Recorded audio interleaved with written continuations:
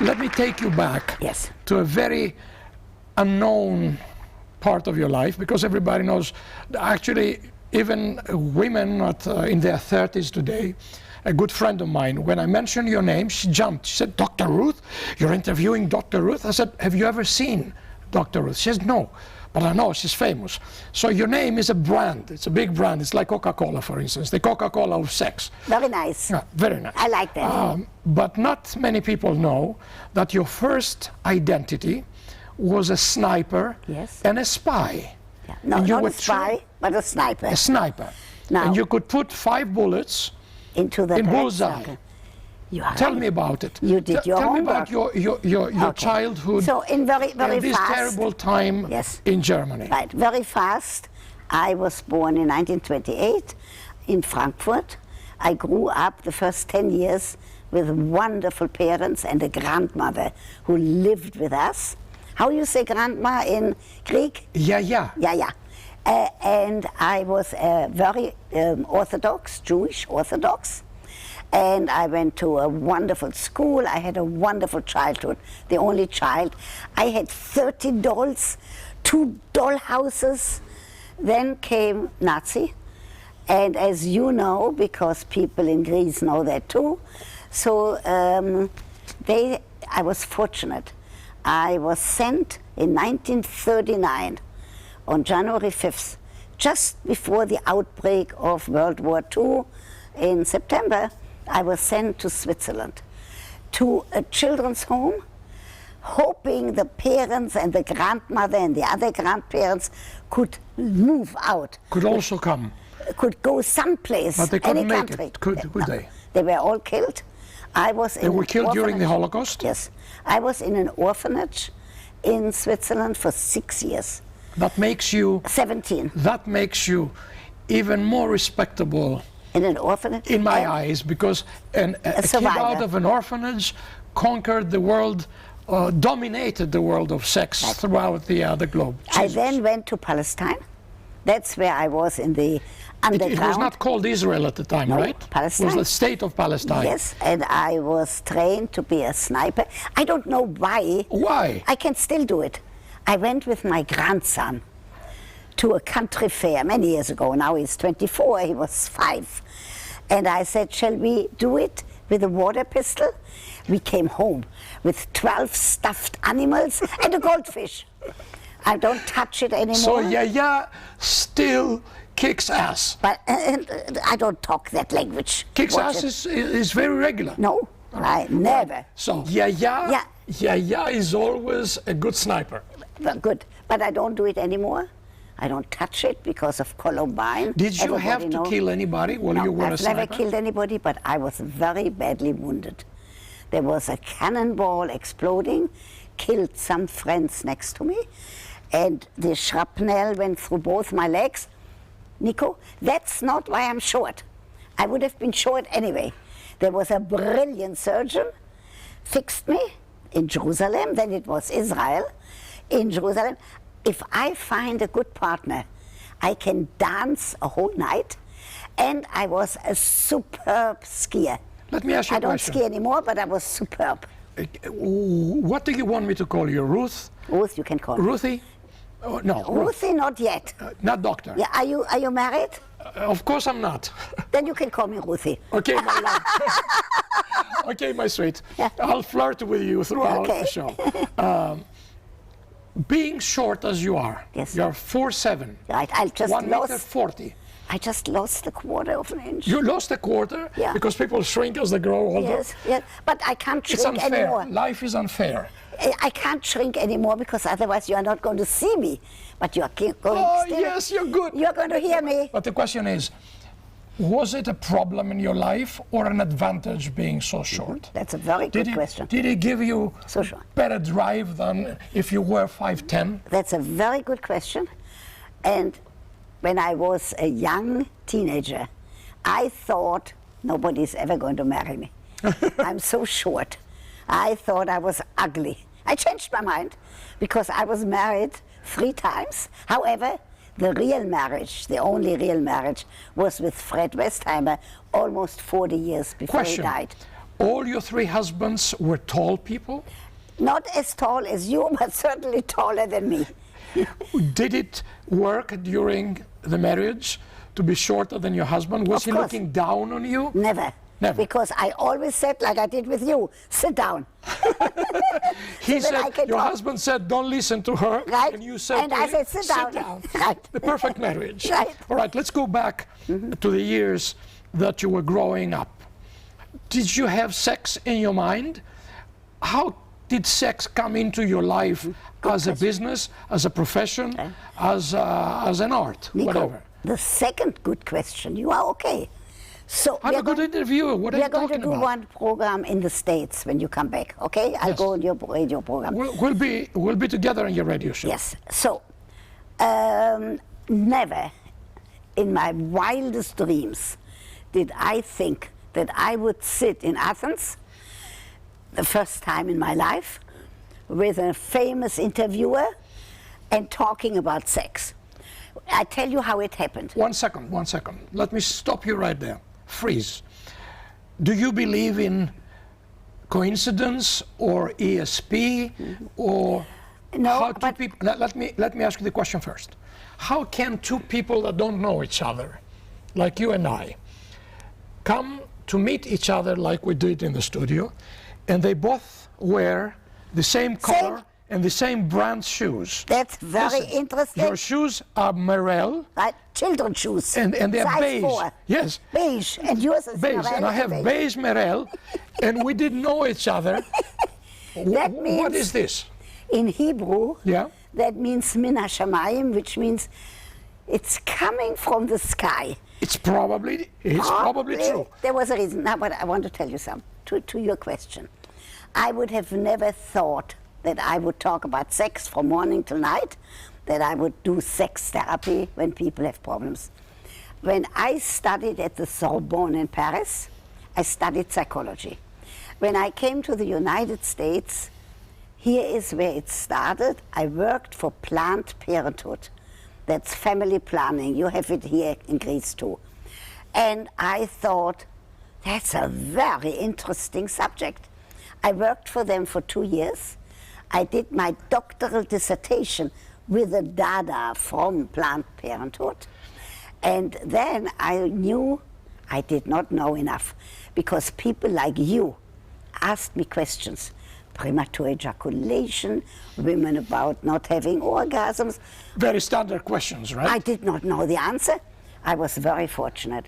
There was a famous sex therapist. Her name was Dr. Helen Singer Kaplan, Cornell University Medical School. Let's not go into history, because I'm going to miss the essence of you being here. All this, everybody can But that's find. how I became a sex therapist. Yeah, but They can find it. the way that you came out in the media amazes me, because you did that at a time that Nobody talked about orgasm. nobody Can could you say say the orgasm? word. Let me hear how you say it. Orgasmos, it's a Greek word. Say it nicely. Orgasm. I know it's a Greek word. Orgasm. What about erection? Erection. I hear- And in Greek, we call it election. The Japanese, they say that, right? I have elections. I hear Yeah. that even in Greece, even in Athens, men are worried about the size of their penis. Of course. Even you have the statues. Even I went to see all the antiquities. Even you have the positions that they Of show. course. And you know, these are the people who say size don't matter. It's the way you use it. Size does not matter, except Size if does it's- matter. No. If you are FIFA, No. if you are Bamia if like it this, if it is minuscule, yes. then that's a different story. What is the size that is acceptable to women? Any size, if you are a good lover.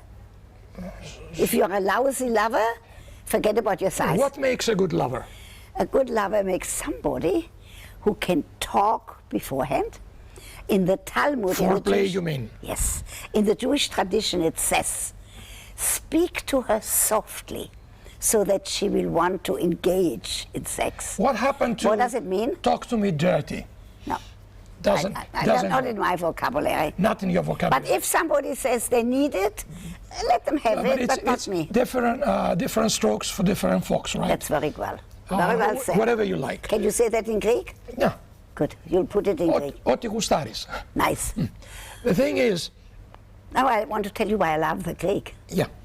I did 450 television shows on Lifetime television, and my producer is Greek, John Lolos. His name wasn't Lolos, his name was something Lolos, much longer. Lolagopoulos, something. Yeah. All Greeks in the United States cut their names short. So he was born in the States, but his father was Greek, and he speaks Greek fluently. His father had a flower shop, like many Greeks. And we, like with you here, from the first moment, I knew that he understands that I don't talk four-letter words. I'm actually old-fashioned and a square. Can you tell me one four-letter word so I can have a word Never. first? Ruthie. Oh no, orgasm I can say. Orgasm is not a four-letter word. No, but that I can say. Orgasm is medicinal. But I have to tell you erection, orgasm, etc. You Greek You know people. why? You know why? Because Greeks have an amazing array and variety of four-letter words, and positions, out of which none is four letters, because Greek words are 20-letter words. But I have to tell you. So if I say any Greek words in my language, will that offend you? Because I don't understand it. You can say how it. do you say erection, for instance, in Greek? Say it. Officially, medicinally, you can say stisi. S-T-Y-S-I, stisi. Stisi, I can learn that. But in the everyday vocabulary of a On the Greek, street? it's kavla. Kavlak. Yeah. I can say that kavla. too. So, now, I want to tell you something. Yeah. Something that you don't know. There was a survey, not scientifically validated, but a survey, that Greek people have more sex than anybody else. And this is wonderful. I come here, I'm going to be talking Friday night on erotica, yes. On that festival. Conference, symposium on erotica, and I'm going to bring them the knowledge which they don't know, that I just read in New York. So the Greeks have more sex than any other? Yes. What it doesn't tell me is, do they know how to satisfy a woman? I don't know. That in the survey it only says more sex. More sex could be they just have more partners. It could be more sexual episodes. But let me correct. Wait, Hippocrates. Let me correct this. Yeah. Greeks probably, you're right to assume that the Greeks had a lot of sex, but that was before the crisis and because... I don't talk about politics. No, it's not politics. The crisis is not politics. It's a social crisis. Politics and finances and economy bring the decay of the social tissue. Okay, so now I want to tell you something. You talk about the money and you talk about things. I am here... I don't want to talk about the money. But I'm here, I want to talk about sex. I'm here already a couple of days. All of the restaurants are filled with people, young people, old Smoking? people. Smoking is true. Did you ever smoke in your life? Never. I was lucky. I smoked Did you drink? once a cigarette. I once smoked a cigarette No at the alcohol? Sorbonne. No, I drink a little bit when I'm with Wine. a good-looking man for a dinner. Okay. I can drink a little wine. Good-looking man, but without the dinner is okay if you drink now? Now? I drink water. Oh, drink wine. That was a lousy joke to promote me. So, okay. But I want to tell you... Why don't you continue on the subject I want to tell you of what makes a good lover? You are Hippocrates. Foreplay. Speaking gently. Speaking gently, and what touching, kissing, yes, and taking your time, and being patient. Yes, and taking with a your woman. time. Right. Why? Because the woman's cycle of arousement is like this. Yeah, you did your homework. And the man I know sex, honey. I mean, that's because you are Greek. Most of the questions I'm asking you are for the sake of the interview, not because I don't know what Of course. So, they think that you don't know. Men are like this, right? That's why after an orgasm or after they consume each other, women want to cuddle and kiss and talk, and men are like... They go and they turn around and they snore. Yes. Wait, If we teach the Greek men that after orgasm, that the woman needs to be held, Absolutely. needs to be caressed, that will be already the foreplay for the next sexual episode. They wouldn't go to sleep. That makes me feel very happy, because that's the way I am in bed with the woman I love.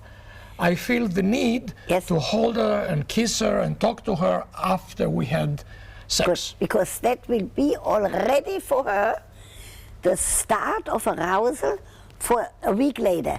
Not for my girlfriend, because I told her that I will be asking you a very important question. Is it natural for a woman to want sex 10 times a day? I can't answer that, because Is it normal? for me there's nothing that's normal or not normal. There's nothing However, abnormal in sex. I would question that any woman, even a young, gorgeous Greek, Athenian woman walking That's down. the kind of a girl that we're talking about. Of course, I would question 10 times. I would question that. You would However, question 10 times. But you know what? If she thinks that she wants it 10 times, you are lucky. Because then one time she can hold my hand, one time she can hold hands. Yes. She thinks already that that's sex.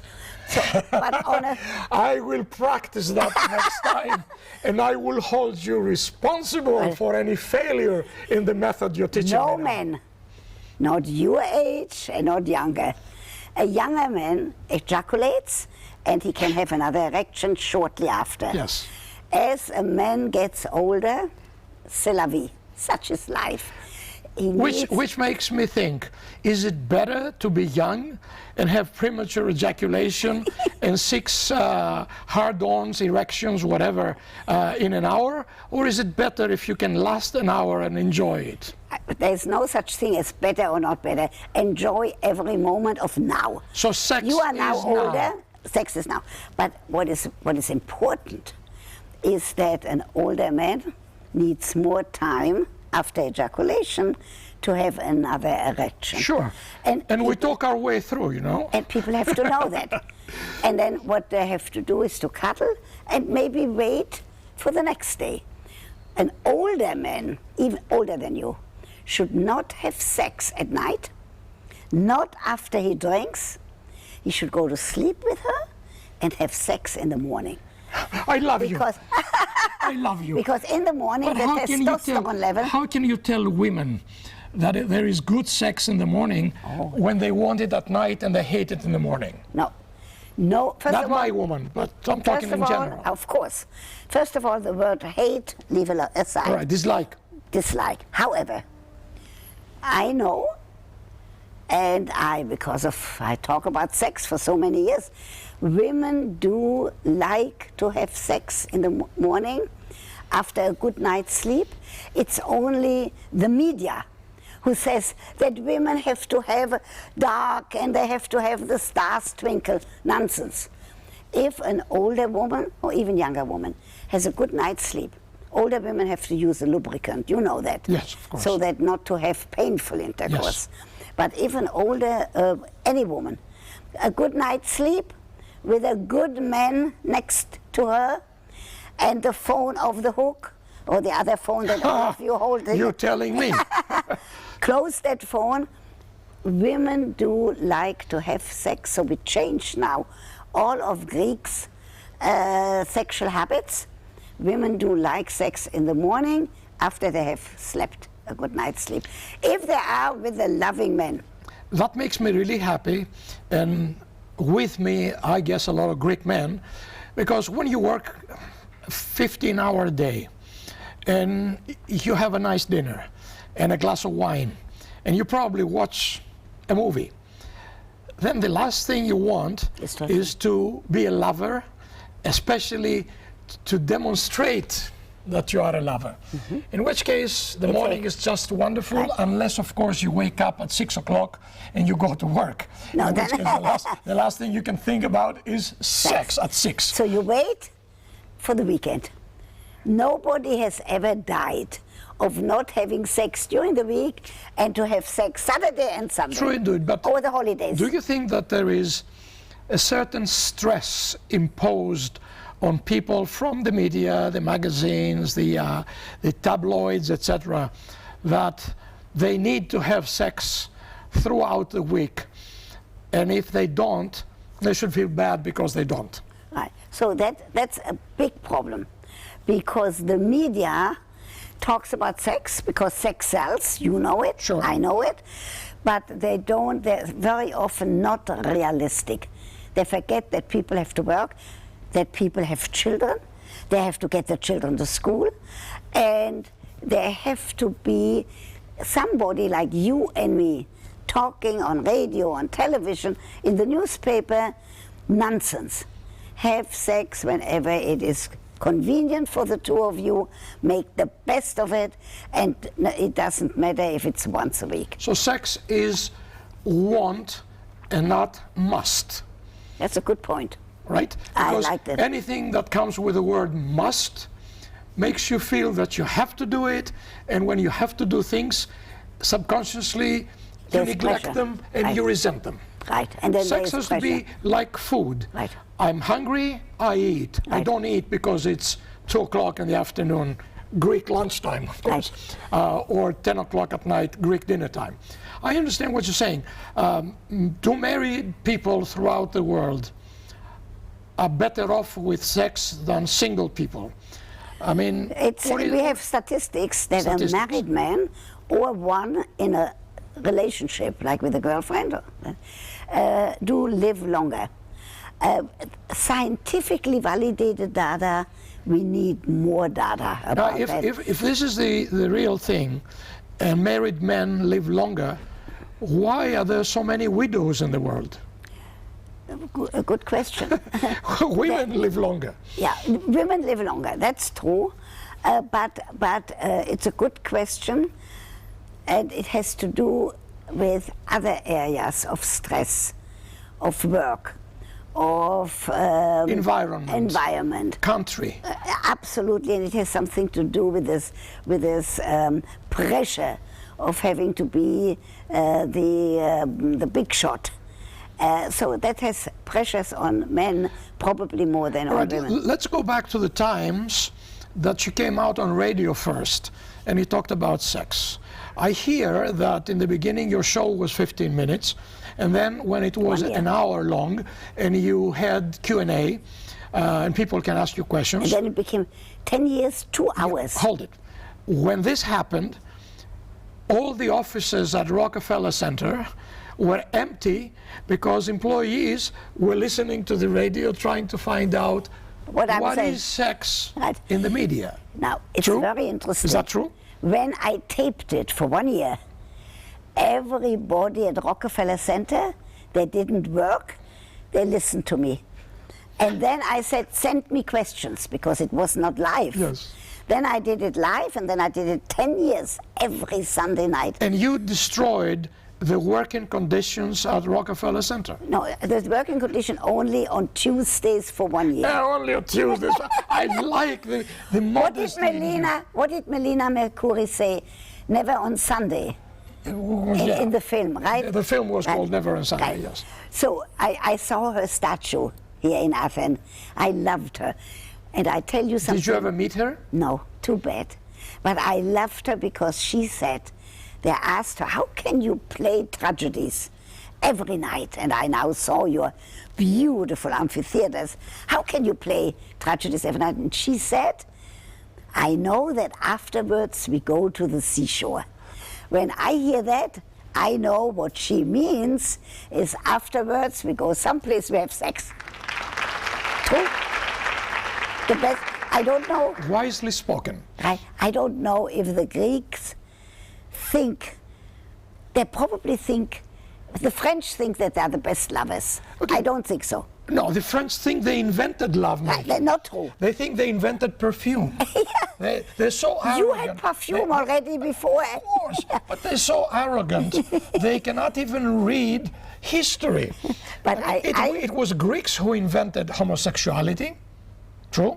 Because at the times... It's not that they invented it, but they portrayed it. And it became socially acceptable. Very important, another word that I use when we talk about issues of lesbians or homosexuality, they respected it. Yes. When somebody walks into my office, 2 men or 2 women, with a problem, either she can't have an orgasm, or he is a premature ejaculator, or he can't have an erection, I treat them with the same Those respect. are the most common problems that you have Yes. faced from all the years. from your clients, I treat patients. them with the same respect. Yes. And fortunately now, not in Greece yet, but fortunately in the United States, 2 men, 2 women can get married. You open the New York Times these days, there's always a picture of 2 men or 2 women, and it will happen in Greece too. Are you pro or con or against married homosexual couples, couples of the same Loud sex? and clear, marriage has to be legal. Okay, then, Because they have to but be a crucial able... question. Do married couples of the same sex, do they have the right to adopt kids? Should they? They will. It happens right now. They have their own kids. I know, but They put the spermatozoa. The burning question Yeah. for those who are against this issue is a child growing up with 2 men. Right? We have no proof that it becomes gay or not gay. Yeah, they but don't say gay is it anymore. a troubled kid, or does it face Absolutely social not. outcry, kids at school? Not anymore. Not anymore. Now, I'm not and this saying... differentiates societies that are progressive or are claiming to be progressive And the from the others- backward societies, correct? I don't call it backward, I call it something else. Old-fashioned? I'm traditional and old-fashioned. Right. However, I certainly believe in the dignity of every human being. And I think you and I will be alive when in countries that goes to church, as you know, that goes to synagogue. The Jews also have some issues with that. But since we're talking about the issue, It will be legal. let me state, because this is a public interview and everybody watches it, let me state that I am pro for everything dealing with the gay community. I'm pro that they have the same rights that Even- us heterosexuals have. Guess what? Everything. They can, Without limitation. in New York, I agree, but guess what? In New York, they now had an article in the New York Times about homosexual couples who got married, now getting divorced. And I thought, But that's oh life. boy, the world has changed. Honey, this is life. Right. That's life. Right. If they get married, they will get divorced in a I certain want to say percentage of one them. more thing to you. We don't know the etiology. The etiology means the reason for The reasons why. The reasons why. DNA. Right. We need more research. We need more understanding for many issues. But research and understanding usually happens for diseases like HIV. Homosexuality is not a disease, No. and whoever thinks it is a disease is definitely some kind of racist, sexist, fascist, or whatever. I would just say some people are just not Narrow-minded. educated. Right. But let's Give me 5. let's not dismiss them. Yeah. I tell you what we have to do. I consider myself mainly an educator. And in this issue, what we have to do is to educate. Is to educate that we don't know the etiology of heterosexuality, we don't know the etiology of homosexuality, we need more data. But people who In have meantime, an opinion, respect. people who have an opinion about sexuality and about homosexuality are usually at an age to be opinion makers that they do not have any room for further education. They are stubborn and they are set, But and look- they have theories and philosophies set on stone. But look at you.